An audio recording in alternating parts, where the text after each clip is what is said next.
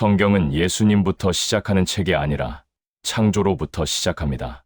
창조와 타락, 그리고 길고 복잡한 구약의 역사를 지나 신약에서 예수 그리스도가 등장합니다.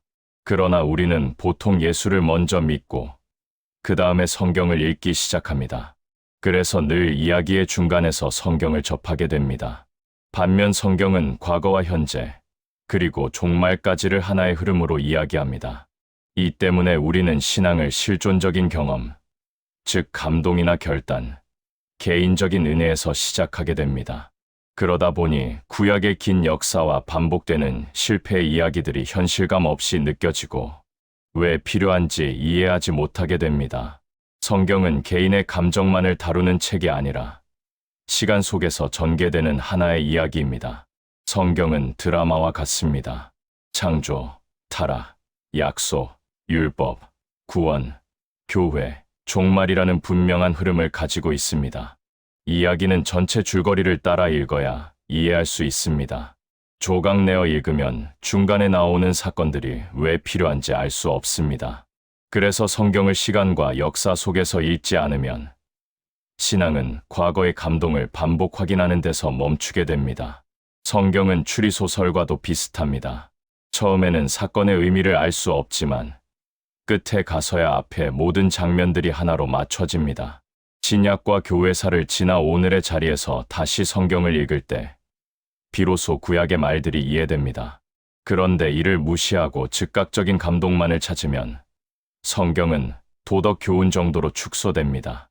모든 종교에는 도덕성이 있습니다. 그러나 기독교는 도덕을 통해 구원에 이르는 종교가 아닙니다. 기독교에는 구원자가 있습니다.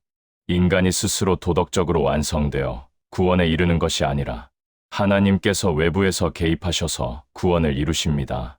이를 놓치면 십자가조차 도덕적 모범 정도로 오해하게 됩니다. 구약은 반복되는 실패와 심판의 이야기처럼 보입니다. 그러나 이는 결론이 아직 나오지 않은 이야기이기 때문입니다. 신약에 와서야 비로소 그 의미가 드러납니다. 율법은 인간이 지킬 수 없는 존재임을 드러내기 위해 주어졌습니다. 죄는 단순한 도덕적 문제가 아니라 생명에서 끊어진 상태를 말합니다. 아담에게 주어진 선택은 인간의 자유를 드러냅니다.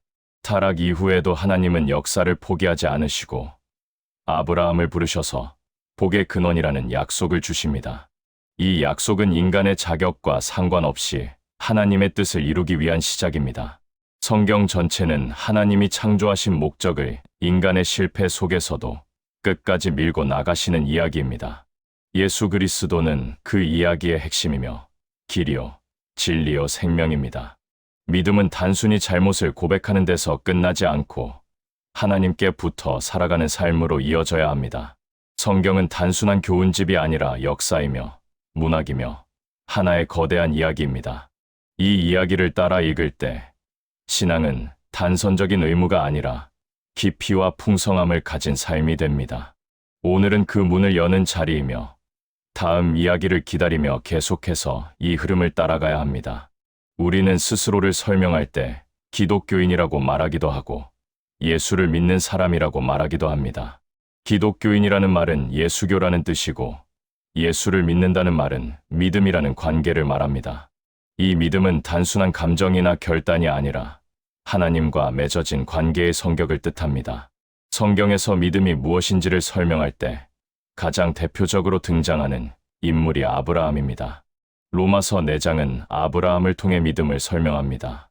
그 배경에는 아담의 불순종으로 인해 죄와 사망이 인류의 운명이 된 역사가 있습니다. 그 역사 속에서 하나님은 아브라함을 부르시고 복을 약속하십니다. 히브리서 11장은 믿음으로 순종한 사람들의 이야기를 나열하지만 그 출발은 언제나 하나님의 부르심입니다. 아브라함에게 주어진 약속은 아무 조건도 설명도 없이 주어졌습니다. 내가 내게 복을 주겠다. 너를 복의 근원으로 삼겠다. 이것은 인간의 준비나 자격을 전제로 하지 않은 선언이었습니다.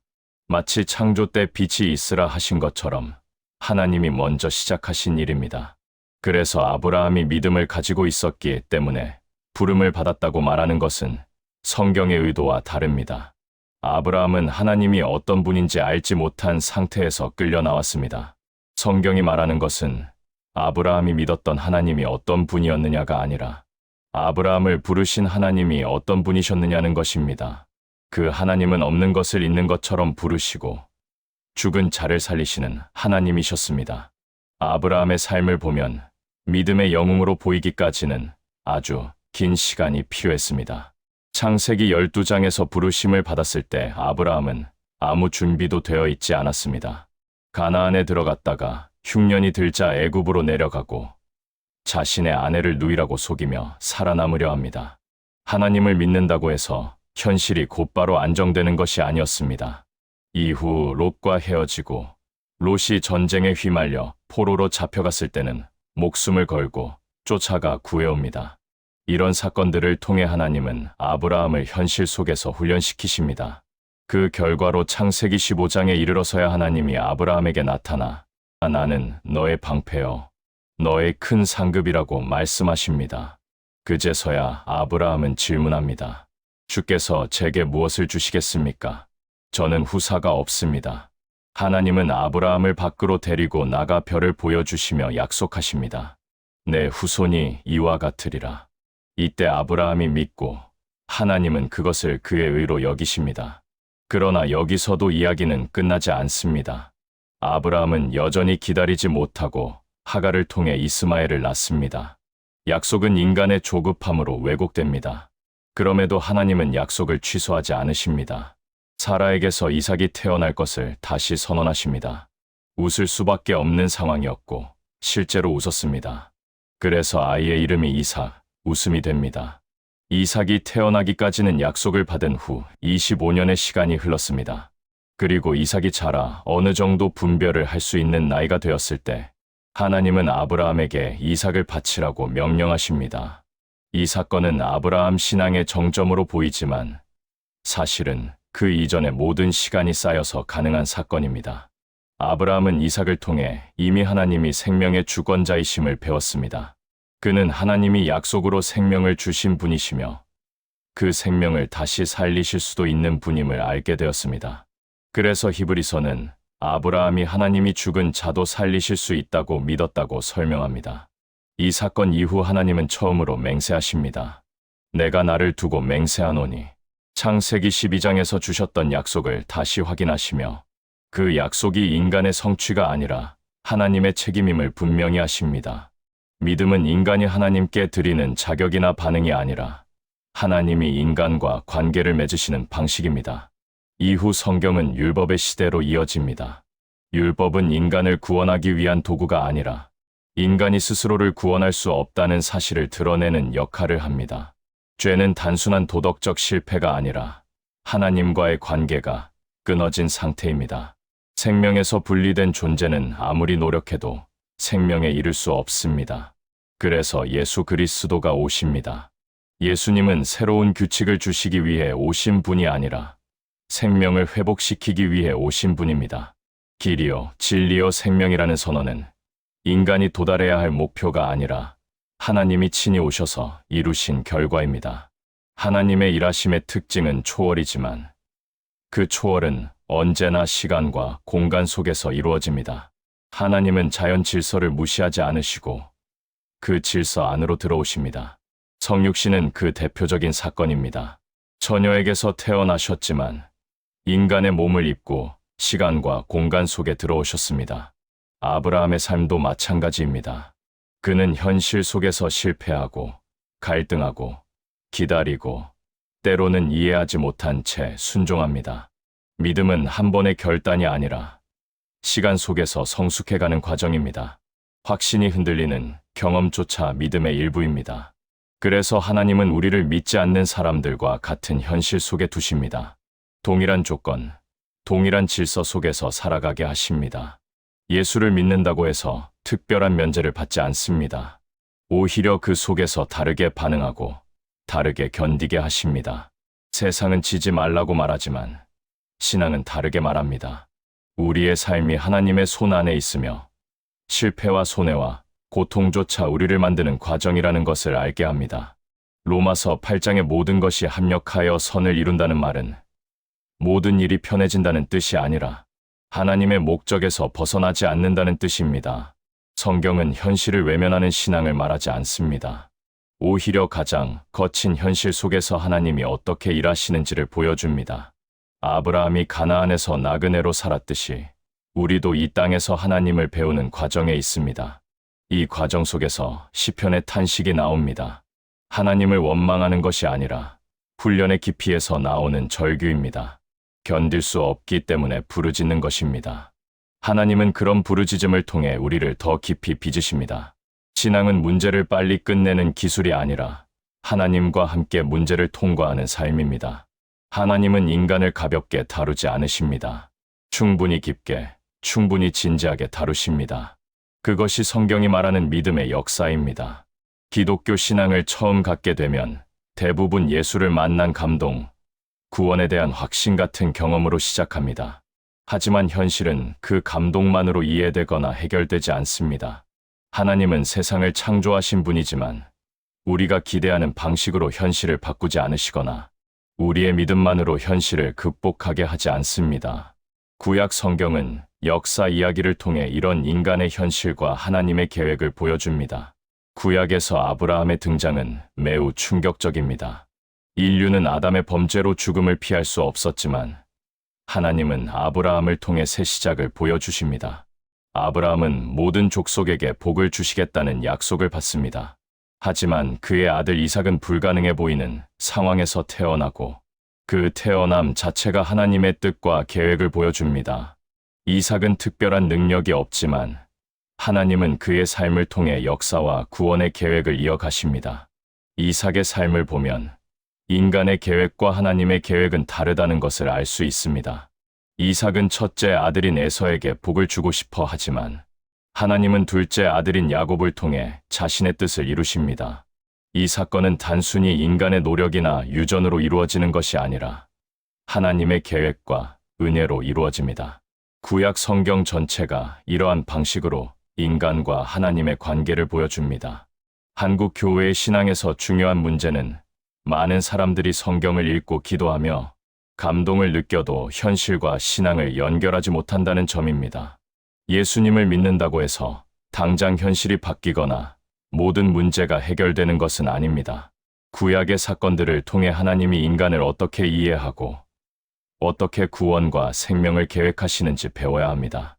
신약에서 예수님이 오신 이유도 여기에 있습니다. 예수님은 인간이 된 신으로 우리 삶 속에서 함께하시며 하나님의 뜻을 보여주십니다. 단순히 착하게 살라고 하거나 도덕적 규범을 지키라고 하는 것이 아니라 하나님이 의도한 인간성을 회복하고 참된 생명과 관계를 누리도록 하시는 것입니다. 실존적 신앙은 감동과 믿음에서 출발하지만 하나님이 원하시는 삶을 이해하고 그 속에서 성장하는 것이 필요합니다. 우리가 예수를 믿는 것은 단순히 천국에 가기 위함이 아니라 하나님의 계획 안에서 인간으로서의 깊이와 높이를 이루기 위함입니다. 그 삶은 성령의 열매, 즉 사랑과 희락, 화평, 절제, 충성, 온유와 같은 실제적 삶의 변화로 나타납니다. 순종은 단순한 임무 수행이 아니라 일상 속에서 하나님의 뜻을 실천하며 성장하는 과정입니다. 우리는 지금의 조건 속에서 책임 있는 행동을 하고 주변 사람들에게 생명과 진리를 드러내야 합니다. 하나님은 우리에게 단순히 도덕적 규범을 지키라고 하지 않으시고 우리를 성장시키며 하나님의 계획 안에서 의미 있는 존재로 만들어 가십니다. 결국 예수님을 믿는다는 것은 하나님의 부르심에 응답하여 자신의 삶 속에서 그분의 뜻과 계획을 발견하고 실천하는 것입니다. 신앙의 깊이와 높이라는 것은 이 세상이 만들 수 없는 인간성을 가지게 되는 것입니다. 그건 성령의 열매로 나타난 사랑, 희락, 화평, 절제, 충성, 온유 같은 것들입니다. 우리의 신앙은 단순히 감동과 믿음으로 끝나는 것이 아니라 현실 속에서 성장하고 하나님을 알고 섬기고 사람들에게 위로와 운명에 대하여 도움을 줄 수 있는 존재와 인생이 되는 것입니다. 하나님의 계획과 목적을 이루는 삶으로 이어져야 합니다. 이 강의를 하면서 반복해서 확인해야 하는 것은 하나님의 일하심이 시간과 공간 속에서 이루어진다는 것입니다. 하나님은 제안을 받으시는 것이 아니라 구체적으로 일하십니다. 우리 한 인간의 존재가 나와 너가 구별되고 전체가 될 수 없으며 전체의 일원이 되는 그 시간 속에 하나님이 함께 하십니다. 구약 역사 속에서 아브라함과 이삭의 이야기를 보면 성경이 하고 싶은 말은 하나님이 우리에게 복을 주시기를 원하신다는 것입니다. 아브라함을 불러 내가 내게 복을 주어 내 이름을 창대하게 하리니 너는 복의 근원이 될지라고 하신 것을 볼 수 있습니다. 놀라운 것은 단순히 복을 받는 것이 아니라 복을 나누는 존재가 되게 하겠다는 것입니다. 이것이 하나님이 인류에게 가진 목적입니다. 아브라함의 등장은 아담이 실패했음에도 불구하고 하나님이 창조주로서의 의리와 책임을 지키신다는 역사적 사건으로 나타납니다. 바벨탑 사건 이후 절망의 자리에서 느닷없이 하나님이 아브라함을 부르십니다. 당시 아브라함은 위대한 사람이 아니라 누구라도 좋은 사람일 뿐입니다. 하나님은 그에게 복을 약속하시고 그 약속은 아브라함이 자녀를 갖기 전 아브라함과 사라가 이미 아이를 가질 수 없는 나이가 되었을 때 주어집니다. 이는 이삭이 인간적인 원인과 결과로 얻어진 것이 아니라 하나님의 약속 속에서 주어진 것임을 강조합니다. 하나님은 이삭을 바치라고 하셔서 인간적 혈연이나 유전이 아니라 하나님의 부르심과 약속을 통해 역사가 이루어진다는 것을 보여주십니다. 이삭의 생애는 하나님의 뜻과 어긋나는 일들로만 소개됩니다. 예를 들어 에서와 야곱을 낳을 때 이삭은 야곱을 통해 하나님의 일이 이루어진다는 사실을 깨닫지 못합니다. 중요한 것은 잘잘못이 아니라 하나님의 역사 속에서 약속이 이루어진다는 것입니다. 야곱은 장자의 명분을 얻기 위해 애를 쓰지만 태어날 때부터 차남으로 태어날 수밖에 없습니다. 이스라엘의 역사 속에서도 하나님의 약속은 인간의 노력이나 이해에 의존하지 않고 이루어집니다. 하나님은 아브라함과 이삭, 야곱을 통해 끊임없이 창조 사역을 이어가십니다. 야곱은 장자권과 축복을 얻고자 했지만 결국 20년간 외삼촌 집에서 타향살이를 하며 다양한 시행착오를 겪습니다. 하나님은 그에게 나타나셔서 약속을 다시 확인하시고 밤에 야곱과 씨름하며 그의 이름을 바꾸십니다. 야곱은 약탈자라는 뜻의 이름에서 하나님과 겨루어 이긴 자라는 의미의 이스라엘로 바뀝니다. 이는 하나님이 인간을 단순한 보호나 보상 대상이 아니라 사랑과 믿음을 나누는 상대자로 세우신다는 의미입니다. 이스라엘의 역사에서 권력을 확보하고 안전을 찾으려는 인간의 모습이 반복되지만 하나님은 그 과정 속에서도 역사를 이끌어 가십니다. 구약 2000년 역사, 신약 교회사 2000년 역사 속에서도 우리는 하나님이 창조와 약속을 통해 인간을 성장시키시는 과정을 볼 수 있습니다. 기독교 신앙의 핵심은 자유입니다. 자유란 자발적 선택과 책임을 포함하며 하나님이 요구하시는 것은 단순한 순종이 아니라 인간이 성장하고 철이 들도록 이끄는 것입니다. 부모가 자식을 키우며 희생하는 것과 같이 하나님은 우리에게 안심과 평탄을 주기보다 우리의 인생과 신앙을 통해 성장과 깨달음을 주십니다.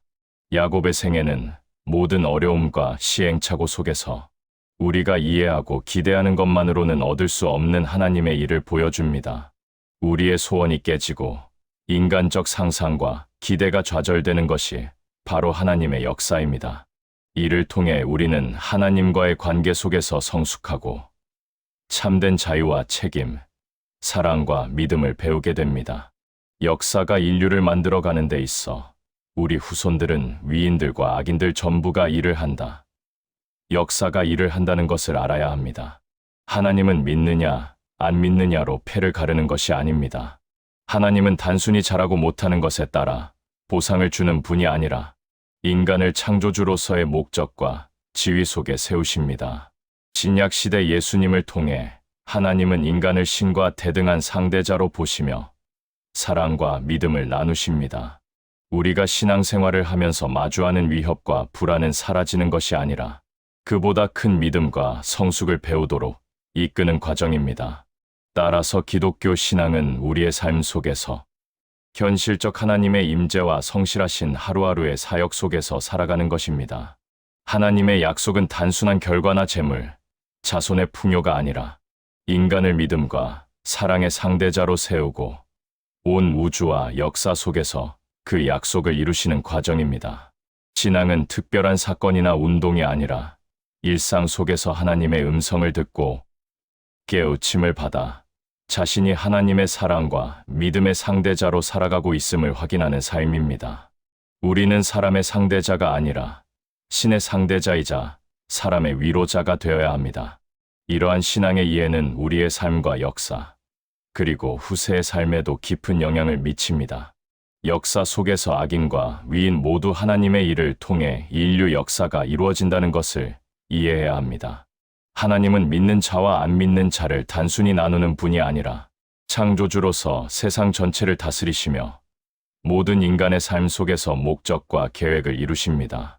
우리는 하나님의 거대한 신비 속에서 단순한 안심과 만족이 아니라 하나님의 이름을 건 운명과 목적 속에 살아가고 있음을 감사하며 깨달아야 합니다. 우리의 인생은 하나님의 사랑과 믿음의 상대자로서 책임과 명예와 영광을 누리고 이를 증언하는 삶이 되어야 합니다. 예수를 믿는 것은 각 개인이 인격적으로 시간과 공간 속에서 자기 인생 속에서 예수를 믿게 되고 하나님이 계시다는 것과 영생을 허락하신다는 사실을 깨닫는 것에서 시작됩니다. 하지만 그 깨우침은 우리가 성경을 읽거나 긴 역사 속에서 이해할 때 인류와 인간의 삶, 내가 얻은 구원이 세상 역사와 어떻게 연결되는가 하는 질문을 자연스럽게 하게 합니다. 기독교도 역사를 가지고 있고 구약과 신약이라는 역사를 통해 하나님의 일하심을 볼 수 있습니다. 이스라엘의 역사에서 하나님은 누구이신가? 세상을 무엇이라고 말씀하시는가? 그때 주인공이었던 이스라엘과 교회들은 어떤 역사를 보냈는가? 이런 질문을 통해 내가 얻은 구원이 단순한 감정이나 개인적 성취가 아니라 긴 시간에 걸친 역사 속에서 이루어진다는 것을 알게 됩니다. 그러나 우리 신앙의 장애가 되는 것은 일반적인 종교에 대한 이해입니다. 대부분 종교는 착하게 살고 열심히 살자는 도덕적 메시지로 귀결됩니다.